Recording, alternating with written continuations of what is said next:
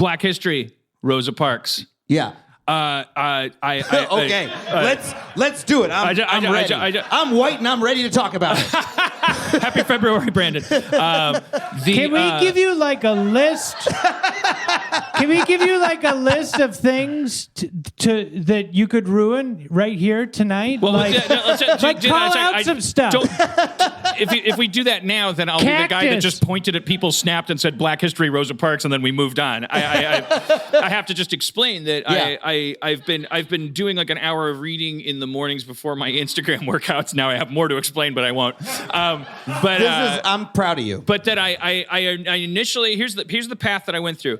I'm going to be a hipster, artisanal Black historian for my workouts. So why would I do anything that we learned about in high school? So let's skip Rosa Parks. Then I think, first of all, that probably takes a lot of work. How do you skip Rosa Parks? Probably by being smarter and spending more time. So let's do Rosa Parks. Yeah. Then I guess what the first step is going back to like 6th grade, where you have this George Washington cherry tree story, right? Yeah. Rosa Parks was an old Black lady who was on a bus, and she had a lot of bags, and she was very tired, and the climate of racial injustice was just like bubbling and a brewing, and this innocent, perfectly unaffiliated like woman who just represented all of America because she didn't want nothing to do with none of this.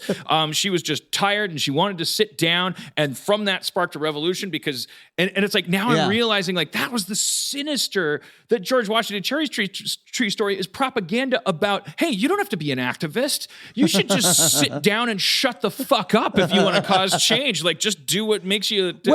But the truth is, she was 40. So later when you're 20, you learn you hear these like whispers of like, hey, you know that Rosa Parks thing?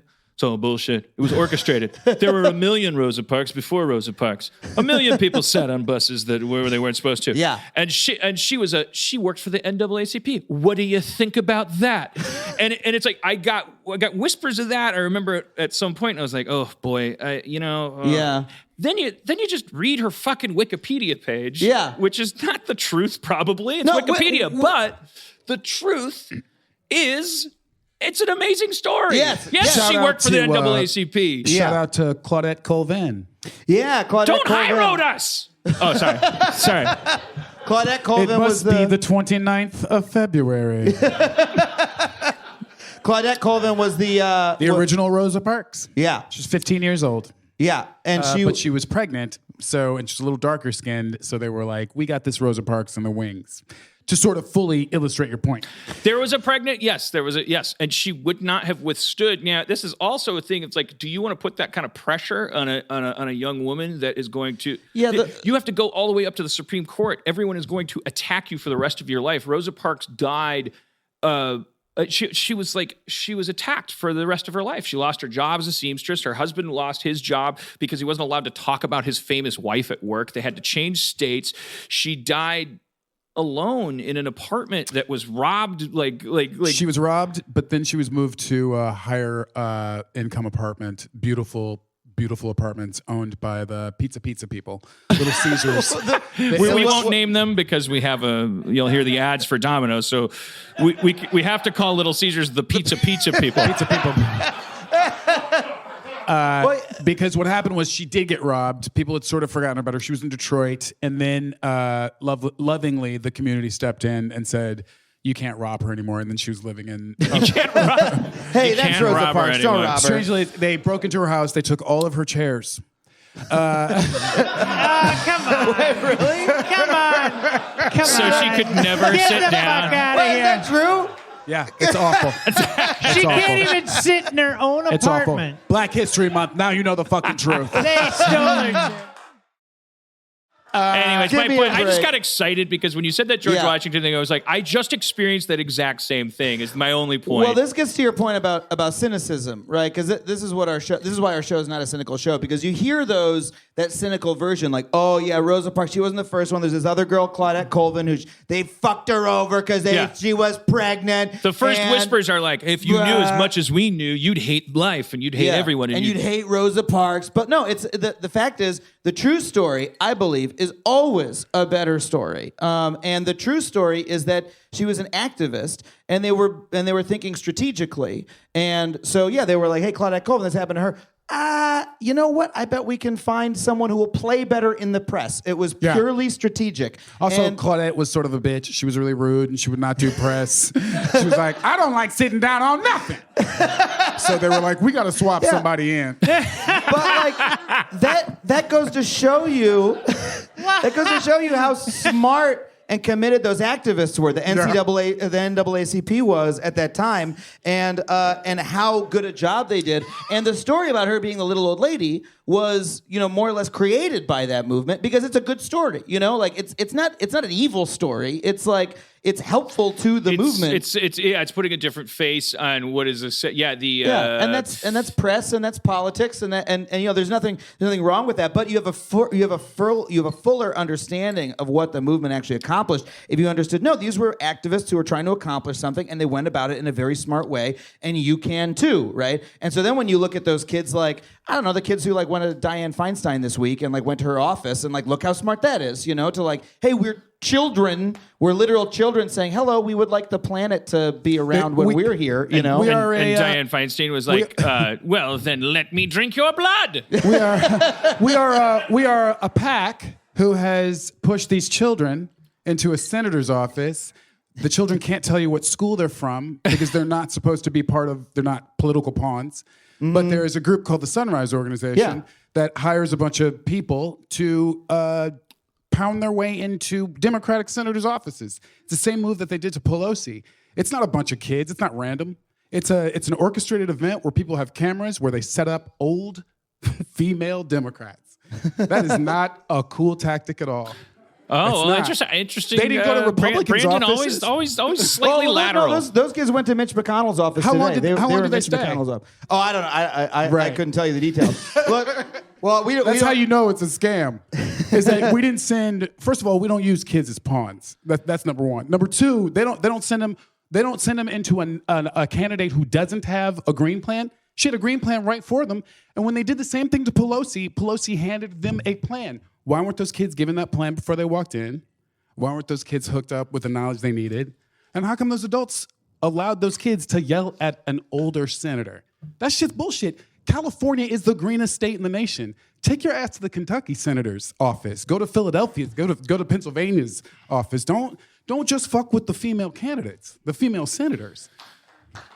Damn. These are don't make a 2 minute edited tape. You lost me when you posted a 2 minute edited tape. The whole tape has her receiving those kids with love. This brings up something I was gonna like lead with tonight, which was which was just this fascinating fact that we've now here we go again 2 years. Well, actually, kind of 3 years later. I remember distinctly the point where the primary season was upon us, and I remember if you go back, I swear, if you rewind the podcast, you'll listen to me being absolutely silent about politics. And the reason is because it was like Hillary people versus Elizabeth Warren people versus Bernie people versus things. And I was like, I through pure cowardice, not through nobility, because as you saw later, as soon as the election happened, I was like, what? This world's fucked. I got to say some shit. But I was just sort of like, it's time for the groundhog to go back in his hole. And I mean, what is it relates to the backfire effect. This idea that we all know now, we're watching this, there's a shitstorm coming. It's a shitstorm that includes our best friends yelling at each other.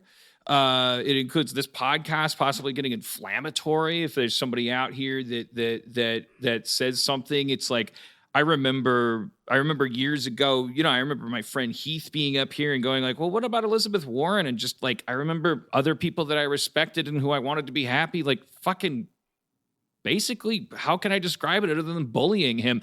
Like shouting him down and like this backfire effect means that like, that's why the age-old tradition of we don't talk about religion and politics, right? Because those are the facts that we're all invested in, which Yeah. means that every time we hear something other than what we already thought, we constrict. I mean, people are already attaching their identities to specific candidates and specific, like platforms. And like, I don't know if that's necessarily a bad thing, right? I think that is kind of Somebody's how got to it give works. a shit. Yeah. Yeah. It's all like 80% of the country doesn't, right? Like they're not helping us. And I think we are kind of doing actual. I think what it is it's actual politics. Like that's actual, political action. It's nice that those shit conversations, now those arguments. sounds more like people are using the words socialist, fascist, authoritarianism. It's like we're actually doing politics in this country for the first time. Real or at politics, least, yeah. for the first time in like 50 years. And so people got to like learn how to do it over again. Because I remember people, don't talk about politics at a dinner party. I was like, why not? You just say, I like the president, the end. Like there wasn't much, or I don't. Like it was, I don't know, it was kind of easy during the Bush years too. I don't like it. All right, moving on, We got a couple years till the election. And now there's like, there's actual shit to be worked out. Yeah. Right? I mean, I didn't recognize them as politics because the morning after the election, it was this thing that was making all the women cry. That wasn't politics to me, which means I'm a misogynist. And I was like waking up to that. I'm like, why is that waitress' eyes so red? Well, because something horrible happened last night that sent her a signal after like her entire life, but et cetera, et cetera. And and as I gained access to that, it wasn't a political thing to me. It was me realizing I was part of a problem without realizing it, et cetera, et cetera. So for me, it was like a journey of self-discovery. And then as my self-discovery is unfolding, I'm triggering people who are going like, Jesus fucking Christ, stop talking about politics, you fucking lump of fat, hairy shit with gross, flappy tits. You disgusting soy boy, fucking virtue signaling, cuck, beta, fucking pedophile, fuck. How did they know sorry you were about a that. cuck? Well, it would be cool if we didn't talk about behavior. And we just talked about policy. It'd be good if we got back to like, let's just talk policy. Yeah, I mean, on our show, like, we do. I don't want to say our show is not political because it is, because we talk about issues that can only be resolved through politics. Politics, as I'll define it half-assedly right now, being like the process of how we decide what we're going to do, in a country of people who have differing beliefs, right? How do you create a consensus or create like a dominant majority for a particular issue, right? But we talk about, so we talk about like mass incarceration and criminal justice and climate change and things like that. We don't talk about, we rarely say the name of a political party or like use that sort of like angle that you're going to get on it from The Daily Show, right? And part of that reason is we're trying to get to people we're trying to hit people at their best and at their most thoughtful and their most open to new ideas, rather than activating that identity-based part of them. So is there an Operation Board Game aspect to the backfire effect? Yeah. You can actually avoid, let's call them trigger phrases. Yeah, a little bit. We will try to make arguments that we think nobody could disagree with, right? Like, for the most part, for instance, when we're making an argument about like that such and such a policy is like discriminatory, everyone, if you present to people the basic premise of like, policies shouldn't be racially discriminatory, right? We can all agree that everyone should be treated the same by the government. Everyone will go, yes, I agree with that. And then we say, okay, here's a case that it's not happening. And then they'll go, okay, that probably shouldn't happen. Like if you engage with them that way, they'll all agree with that premise. If you start with it where it's like, this person is, like this party is destroying America, people will get their back It almost up, right? seems like we're defining diplomacy. A little bit, yeah. Because it seems like our country was founded by a bunch of diplomats, people who were like really fond and good at like talking around a topic. Yeah. In such high flown terms that how are you going to argue with this? Yeah. And that maybe that's what good diplomacy is when you like every time that every issue tends to get like pulled down into factionalism, and they love to attribute catchphrases to it, and those catchphrases are often indistinguishable from perfectly logical words like up in this cloud, but as soon as they're down there, they're off the table, and so you have to be like this weird person who speaks like they sound like a fucking thesaurus, because what you're really doing is kind of like rising above everything and floating and going like, well, it's it is this belief that a mankind that should prosper should, and it's like, why aren't they just talking about the Tories? That we know what this is about. The fucking Tories rule. And it's and if they mention tomatoes because of that tomato riot, I know that's dog whistling. And we try to avoid all that stuff. We did an episode about guns for our season premiere this year, and we in the past, like our first year, I was like, we'll never do an episode about guns because that's like one of the big fault lines of American society. Like as soon as you do that episode, because how do you ruin guns? Yeah, well, that's a good question. But as soon as we talk about it, people will be like, as soon as you say, okay, I'm gonna do an episode about guns, everyone folds their arms and they say, well, you better say what I want you to say. Well, yeah, I can't wait to hear. Yeah. I'm gonna change the channel. If you don't, I'm gonna be watching you like a hawk. You better say my side right now. And so after doing the show for a couple years, I was like, I think we can do it. I think we can at least make an attempt to do an episode that like gets people a little bit off balance and hits the issue in a way that destabilizes them, that hopefully they'll be a little more open-minded to, that we try to hit things where everybody misunderstands this. Do you think everybody's wrong about this? Do you think when you ruined guns, I didn't watch that episode, do you think when you ruined guns that you was there fixed it? Yes. No. I think we did it. Was there a did you kind of ruin it for everybody? That was our attempt. I mean, it was really interesting because we really wanted to do an episode that would speak to everybody. I hate saying both sides because I don't actually believe in this. I'd love for you to ruin dichotomy in an episode. Yeah. Just ruin fucking binary. Ruin the Hegelian dialectic. That is what we were trying to do, because these coalitions are based around these catchphrases and these buzzwords that have very narrow sort of cognitive troughs that they're like stuck in, And so we were trying to get people out of that and say, hey, here's a couple basic things that we can agree on, and then here's a couple things that everybody is getting wrong, right? So for instance, our third act was entirely about how guns interact with race in America, which is something that, is very rarely, people who are pro-gun control are very rarely having that conversation. People who are pro-gun rights are very rarely having that conversation. That was our approach.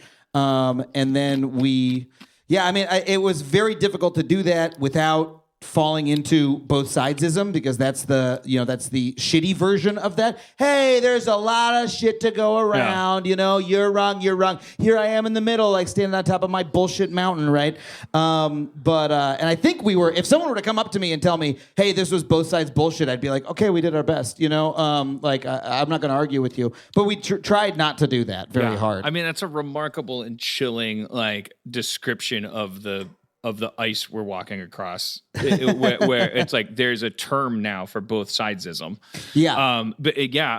I wish there weren't sides, and now the term both sides is absolutely attributable to. Well, let's call him New Hitler. I don't know what to call him. Bad Hitler, dumb Hitler. But literally came out of his mouth, and it's like you could never say both sides ever again. Yeah. While taking yourself seriously as a arbiter. Yeah. Because now, and I've actually detected that with I started to notice, I won't talk about freedom of speech anymore, because the truth is that millennials have heard enough, have heard that phrase so many times during arguments about why they shouldn't complain about their rights, all their other rights. Yeah, why they shouldn't speak up in defense of themselves. That even though I feel like the day I die, it's either going to be prostate cancer, a heart attack, or I'm being shot specifically about First Amendment shit. That I won't talk about it anymore because I sound racist when I say freedom of speech. Yeah. Because the dialogue changes. I don't know what's going on back there. Something happened back there. We're gonna blue screen. Oh God! Oh no, Brandon's. I mean, this segues into, well, Rob do you have any random things you want to see if Adam can ruin? Because he truly has ruined. Okay, here we go. Skateboards. Oh shit! I mean, You can say pass. what is it? I mean, I've never seen anyone do a trick. Okay. It's the oldest joke in the book, but they always fall off. They're always like, you see the guy do the flip, and then he's like, fuck, and he takes a couple stutter steps. That's the only thing I've ever seen anyone do on a skateboard. Awesome. Apples. Apples? Yeah, okay. Apples are really interesting because if you just like plant an apple seed in the ground, this is weird and true, you get like a random apple. Like something about apples mean they don't breed true. They like breed in crazy ways, you know? So you'll get like just a weird fucking probably inedible apple. And as a result, people for most of the time, Johnny Appleseed, he wasn't planting apples to, eating. They were only usable for cider. So he was actually planting booze trees all over America. It's 100% true. It's in Michael Pollan's book, The Botany Desire.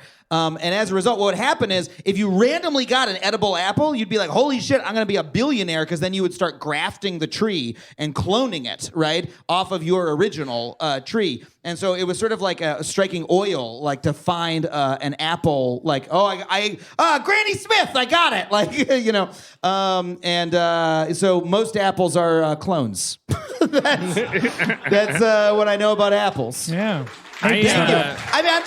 I'm literally just repeating things from New Yorker articles. Like that's all. That's from Michael Pollan's book, The Botany Desire. One great thing about the show, though, is that you say in the pilot, you go, by the way, every time I say something, there's a bug up in the corner of the screen. It cites the reference. I did that specifically because I was just a comedian, and I was like, why should anybody believe anything I say? I need to let them know it's in a book somewhere. Yeah.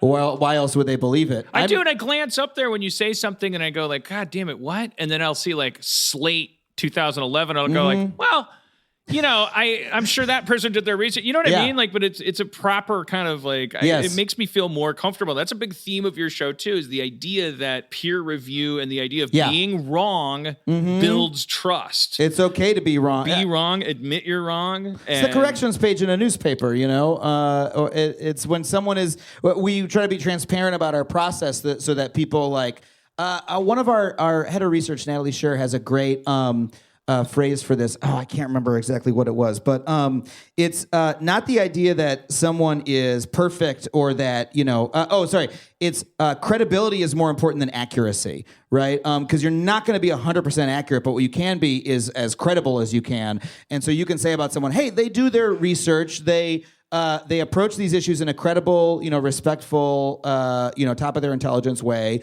When they're wrong, they fess up to it. Like, this is a person who I can trust in a way, right? And so that's the ideal that we go for. As all best you we have can. is your word. So always use. My therapist would say, always use your I statements. If you're if you're talking to somebody about emotional issues, just always make sure you're always talking about how you feel. Yes. That way, like, well, you could be a crazy person, but you would be constantly, people could rely on you. Yes. You could be like, Dan's he's nuts, but I know exactly how he's nuts, because he's always like, those windmills make me want to eat more salt. I am now very upset about my circumcision, by the way. I saw the sex episode, and I wasn't sure what to think about. I guess the one nice thing about it is that if I have a kid, I don't think, I'm pretty sure I'm not going to have them circumcised. That's my favorite thing that people will come up to me and say, and they'll say, we didn't circumcise our kid because of you. And I say, yes! If you could change one life, if you could change one small child's penis in a positive way. Now look, I want to say that circumcision, our position is, there's no particular reason to do it. Right? It's not a terrible thing to do. And if people do it for religious reasons, that's fine or whatever. There's no medical reason to do it. And so if you're of the general position that I am, which is don't perform unnecessary surgeries unless you have a really good reason, then, hey, why not do it? And like, there's certain, that's about it. But I don't want to. We're not in the business of shaming anybody's dick. I really bought into the hygiene thing, but then I was like, wait a minute, why would cavemen have a piece of their penis that if left untended gives you an infection. That No. makes no sense. They roll around in dirt for a living. The foreskin serves a purpose. It covers the penis, which is a sensitive area that can get dirty. It's got We're a all out of purpose. time on Harmontown. In that same That's our last episode, statement. I mean, you could have broke these into 3 episodes, but in Yeah. that same episode, herpes and hymens, I was Sounds wrong like about a- all of them. The 2 H's. Herpes. 90% of people have some form of herpes. Have some form of herpes. Herpes is an extremely so the problem with herpes is that the real scourge of herpes is that people get a herpes test and then they're told they have herpes and then they're like, oh no, I have a horrible STD and now I can't have sex with normal people. I'm a pariah, and they sort of feel, like, but most people who have herpes, 90% of people have some form of herpes. And then, mouth herpes, like that's talking all over the body, right? But like so many people who have herpes don't know that they have it. And that's fine because it never affects their lives at all. Is it because they don't get tested, or is it because it's because for most people it's so asymptomatic you wouldn't know that you Right. had it. And so sometimes people, I've talked to people who are like, I went to get an STD test and I told the doctor I wanted a herpes test too, and they said don't get one because doctors know that you probably have it, and finding out that you do have it is just going to make you put a social stigma on yourself. So you're better off because it's a thing that like everybody has. Now that's not, there are like extreme. Yeah, everybody has it. See? I mean, everybody. The jokes are too good to resist despite that. Everybody has. but that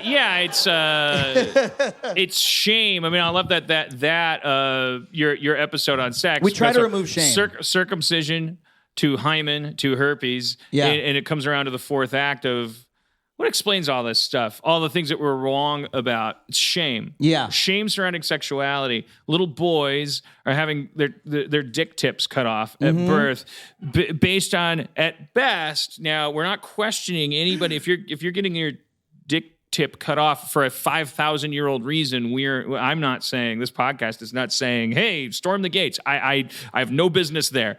But truthfully, if you're just it's questionable reasons. There's no science that suggests. It was a fad in the 19th century that they thought would stop kids from masturbating. Yeah, and that's why it took off in the United States, but not in most of the world, right? It was a I do US wonder specific what my fad. life would be like if I masturbated more. And if that would be a bad thing, but apparently this procedure does not stop people from masturbating. I gotta say, probably the main thing it's done is it's probably really increased lube sales in America because the foreskin's a natural lubricant, and if you don't have it, I think you need more lube. And that's why it's good, because it's a mucus membrane, I assume, because you said if you're gay, not being circumcised, being circumcised will reduce the HIV risk, right? But we're talking about bareback versus condoms. Condoms reduce it by 80%. He points at me like, continue.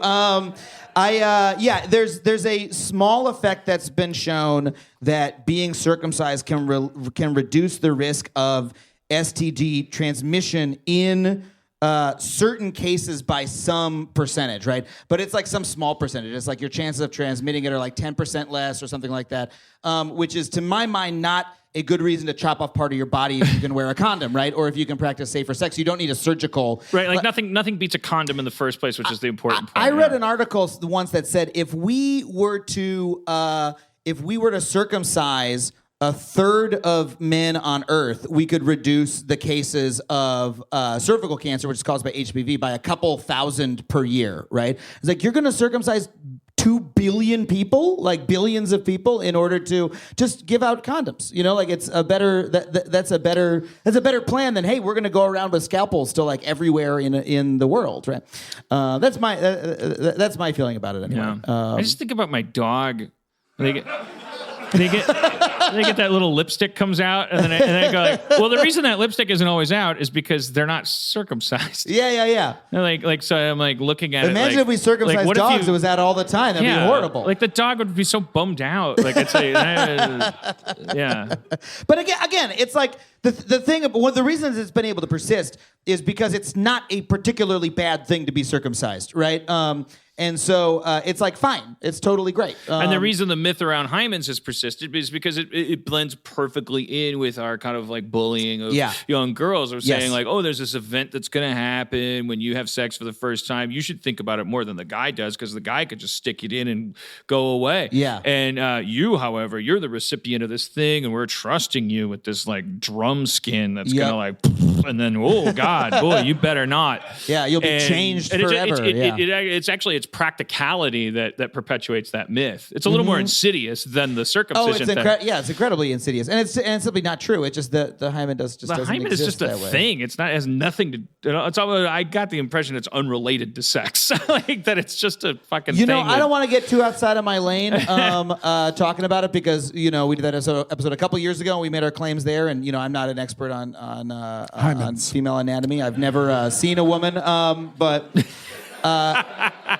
But yeah, I mean, the hymen is not a barrier that is covering the, vagina, and then the first time a dick comes through, it's like, ruptured forever. Like that's literally what I pictured my entire life. I was like, it's like a freshness seal. It's like a fucking Capri Sun.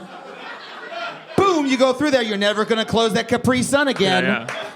That's what I thought it was, and I had sex ed in you class. You guys characterized it as that paper thing on a football field that the band comes through. But I really love this. This goes back to how much heart this show has. On that football field, this character of Emily, Adam is standing with Emily's boyfriend Murph, who's a health teacher. But you guys are preoccupied with the myths surrounding the hymen, because the first one on the list is the Cherry Poppin' Daddies band, and the two of you as men are just like looking at a CD case and like arguing about why it's bad, which leaves Emily to like walk away from you guys down the football field in a beautiful, haunting shot where she just basically says, without preaching, that like, this is also, by the way, you can use this myth of the hymen. There are countries where women have to show proof of hymen to get a fucking food stamp or whatever. They have to show proof of something that doesn't exist in that form, right? That doesn't even food stamp. I riffed. Don't. I just say like it's like if you accept something as clinical and cause and effect, it can be used to like really hurt people. And it's like if it's a myth, it's crazy. It's like the same thing as IQ tests, which you also ruin, which have been used extensively for racism. Yeah. Anyway, so. But that's just like please watch the show. I mean, it's really it is not a show that wants you to be unhappy and wants the world to be a worse place. Yeah, I mean, I always say the ruins part of it is like it's a superficial joke, it's like you ruin comfort. I mean, when you learn something that is contrary to what you believe, it's like unless it's really a backfire effect situation, it's momentarily uncomfortable. You're like, oh no, that's not. Fuck. Oh, my gears are grinding. Geez, right. And then, but then as you learn and you start to embrace the actual truth, it's really fun and rewarding to learn a new thing. And because you know that it makes you more powerful, it opens the world up to you. One of the reasons our show does well is because once people learn the things, they want to go tell someone else right away. Right, like learning, case in point, which is something I knew 20 years ago, but I assumed had changed. But then I saw your episode and I was like, wait, I always knew this. This explains everything. Your credit card numbers, they've already been stolen. The fact that it seems like every once in a while, like you're vulnerable to identity theft is based on the statistical probability of the gigantic landfill full of everyone's credit card numbers that exists online. Yes, that are sold to among people. And huge tranches of like billions of cards. You're actually protected by the lack of security about your credit card because it's like a school of fish. Like it's like. What are the odds you're going to get eaten? Very low. And the credit card companies or the banks more specifically, they're just like, okay, since this is the case, we'll just cancel the card and refund the thing when it happens, and we'll call you on the phone, and you know. So that's why now it's more annoying, right? Because your credit card, people now have their cards canceled. You know, the fraud protection is too strong, right? Yeah, that's. But I always knew that because I remember being a kid, and I don't know if it's illegal for me to say this, but I remember being in that phase of my life, like 16, 17, and like I remember going to those sites and going like, for real? These are just people's credit card numbers. Yeah. And I would take some and I tried some and I did some stuff. Whoa. We're all the time on Harmontown for the second time tonight. I thought maybe it had changed in 20 years, but as your show makes a point, it's like, no, in the 70s, they used to take your credit card as just literally a card that has the number on it, and they would literally just go 1754. Yeah. And then the thing that changed over 20 years is that now a computer does that. Yeah. But it's no more secure. The only thing it eliminates is that one person overhearing your credit card transaction. We've got like, you know, chip and pin when you're using the register is you're not exposing your number in the same way that you used to be, but the number system still exists, right? All you need is a string of digits, a shorter string of digits, and a shorter string of digits, and you can use someone's card, right? Now, exactly how would a person say do that? Maybe you could ruin poverty. I'm pretty sure me. you can get online and Google. I think. Correct me if I'm wrong, but I'm pretty sure the issue is you could get online and if you really drilled down tonight, you could get online and Google and go like, I want to become a person who trades in credit card numbers. Basically, it would be the equivalent of you becoming a metal detector guy. Yeah. You would be like you would be putting so much effort into it. You may as well write a screenplay. Like, is that what you go down to the beach? You're like, hey, metal detector guy, write a screenplay. What are you doing? Jesus Christ, haven't you seen how easy it is? Saw the Oscars. Oh, did the, by the way, I thought that was a glib, dumb reference. I don't know if all the great movies won. Did the favorite win anything? Best actress. For Olivia Colman. I love that movie. Did they get so good. any production awards? I thought maybe they got. I don't think it got. No, I think it only got because we were worried Black it was going to be. Panther won best production. It design. did. It That's did. true. And Wonderful. wardrobe. Costume, as well, I think. wardrobe. Yeah. Ludwig Göransson won for scoring Black Panther. He was the community composer. Oh, really? Yeah. Yeah. That movie had a great score for a Marvel movie. He was a Russo brothers discovery. I can't claim credit for like discovering him, but because I was the creator of Community, I did have the honor of signing the special letter to the immigration board or whatever you call it, where basically it's like to get a genius visa, which is essentially saying, yes, he's going to take an American's job, but no American can do it. Fuck you, John Williams. Fuck you, Mark Mothersbaugh. You had your chance. Second City, Toronto. Mark Mothersbaugh's doing fine on the Devo royalties.